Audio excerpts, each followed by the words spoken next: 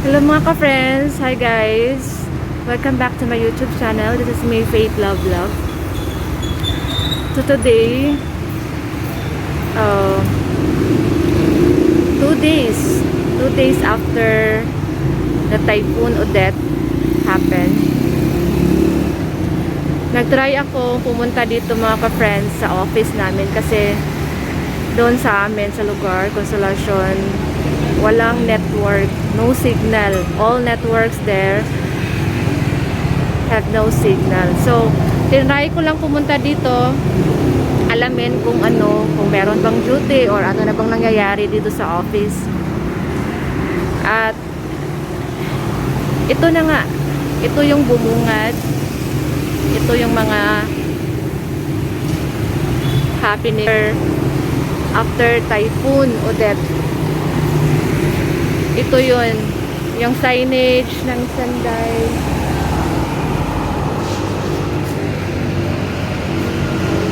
Wala, basag lahat. Tapos yung ambulance for delivery na sana to, hindi siya na-deliver kasi yung mayor postponed yung pag-deliver kasi may bagyo.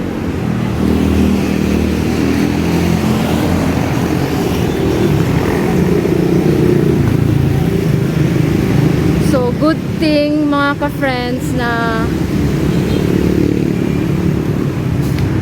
hindi masyado naapektuhan ng bagyo yung ambulance, pero may isa dito yung sticker, tapos meron siyang paano yan,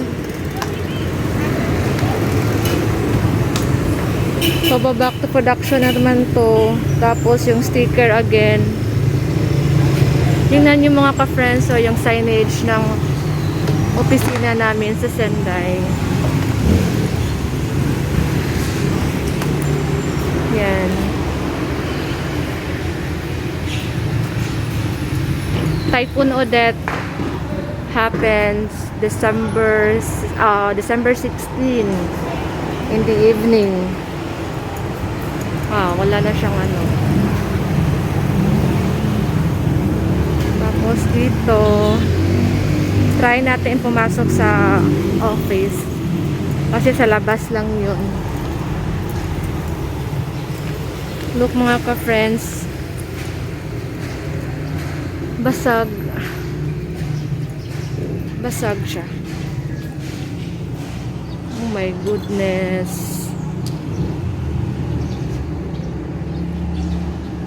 ang lakas talaga ng hangin mga ka-friends ng bagyong Odette dito sa Cebu. Super. Look, so messy.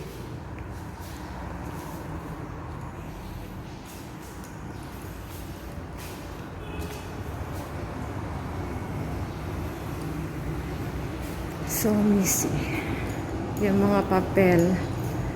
Pero dito sa loob, tingnan natin, walang electricity dito ngayon. December 18 today, December 18, 2021. Wala.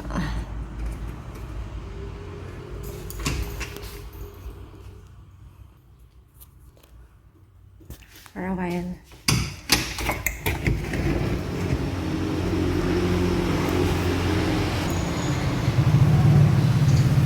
Yung tarpaulin.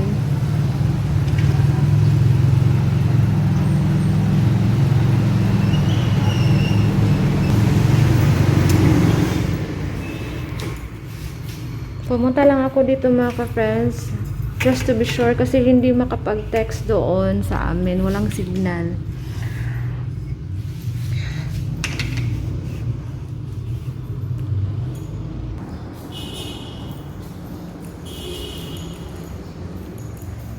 I'm just waiting lang kung ano yung advice, kung meron bang pupunta na iba dito. Kasi as of today, dalawa lang kami.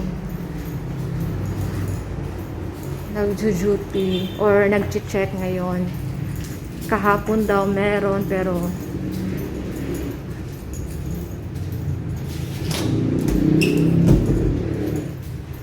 ito. Okay naman dito sa loob.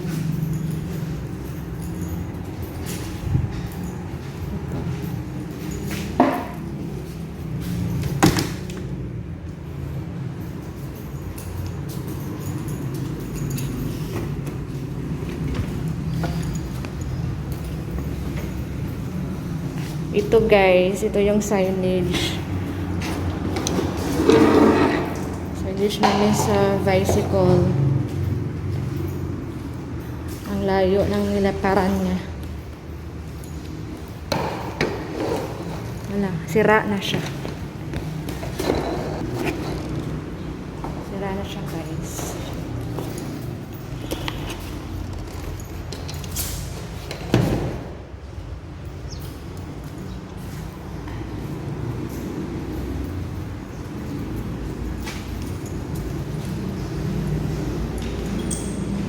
So,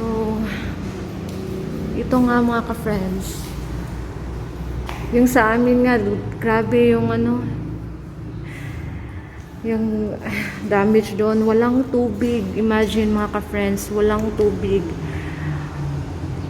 While I'm riding motorcycle going here, sobrang traffic kasi ang daming mga poste mga ka-friends. Baka mabidyohan ko mamaya. I'll show you later.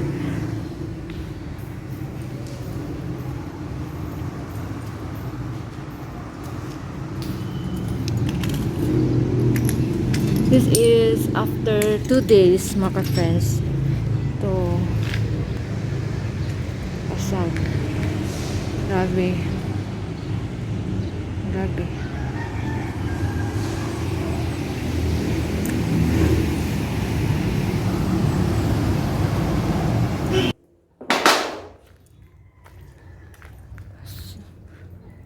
Sa likod na parte to sa office mga ka-friends, ito yung unit namin.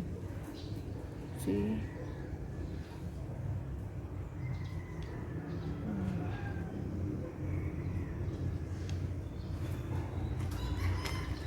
So far, yung iba namang unit, ito dito may basag yung windshield.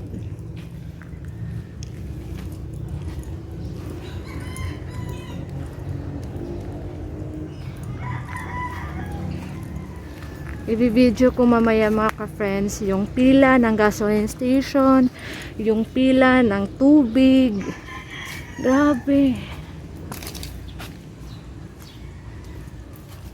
Ito. So messy.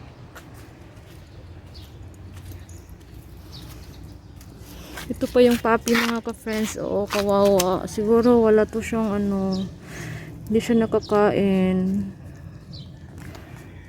Wala kasi nag-duty. December 16, 17, tapos ngayon 18.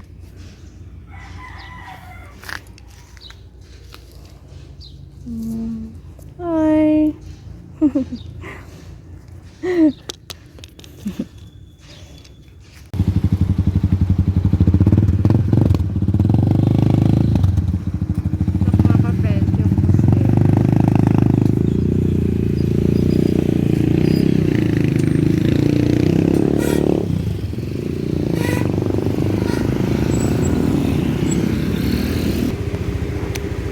Another poste mga ka-friends.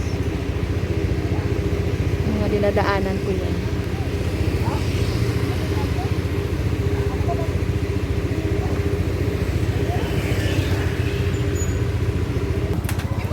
Ito mga ka-friends, yung pila ng tubig. From here, going there. Taas.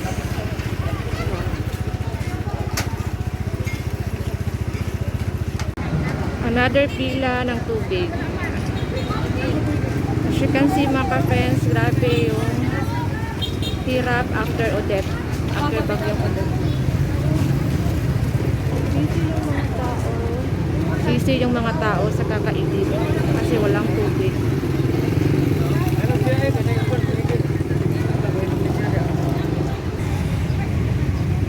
Tingnan yung mga ka-friends, yung Shell gasoline station.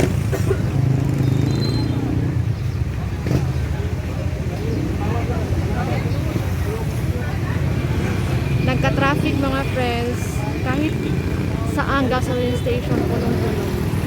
Naka-traffic kasi ang taas ng pila.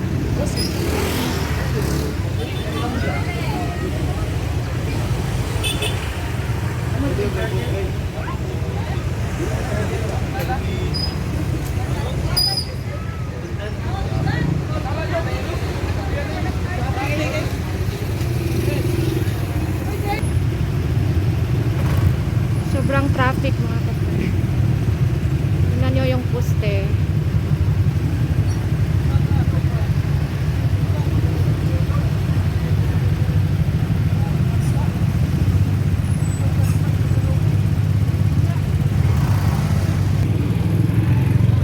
Sobrang traffic mga kapatid.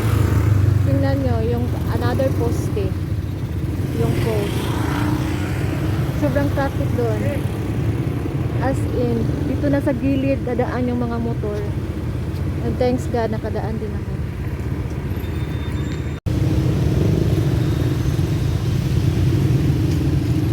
Situation ngayon sa SM Consolacion sa ATM machine. Kasi parang dito lang yung yung nagpa-function ng mga ATM machine.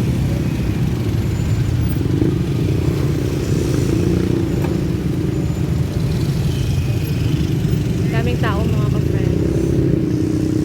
Super. At sobrang traffic. December 18, ang oras ay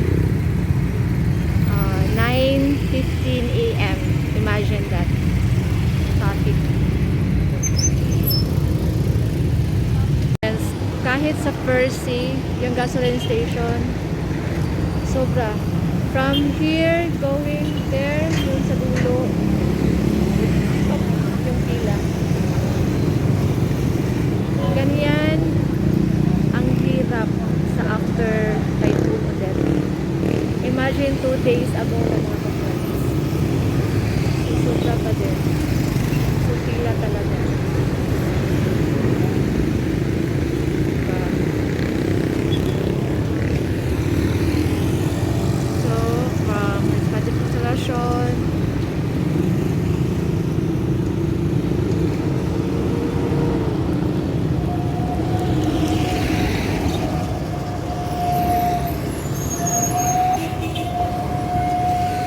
Umuwi na lang ako mga ka-friends from office kasi parang tatlo lang ata kami doon na pumunta. Nag-check kung meron bang duty or wala. So, umuwi na lang ako.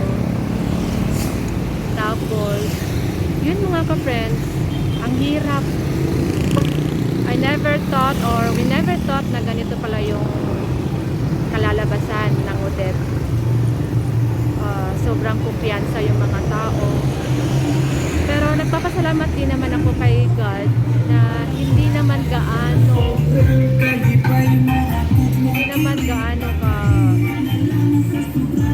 ka-damage yung nangyari like sa bahay namin or sa mga kapitbahay namin din.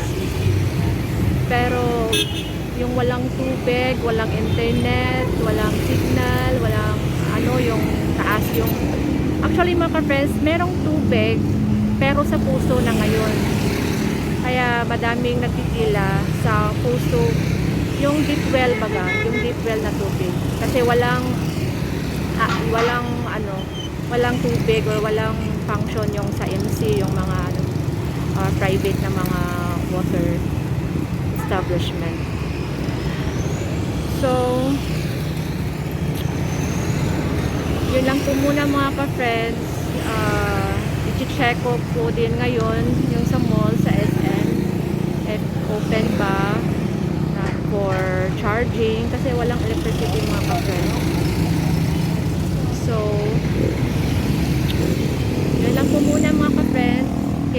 everyone. And laban lang tayo mga ka-friends. Never give up. Malalampasan din natin ito. Okay, bye-bye. God bless us everyone. Bye-bye. Please paki-subscribe mga ka-friends ha. Tapos like, share, and click notification bell. Bye-bye.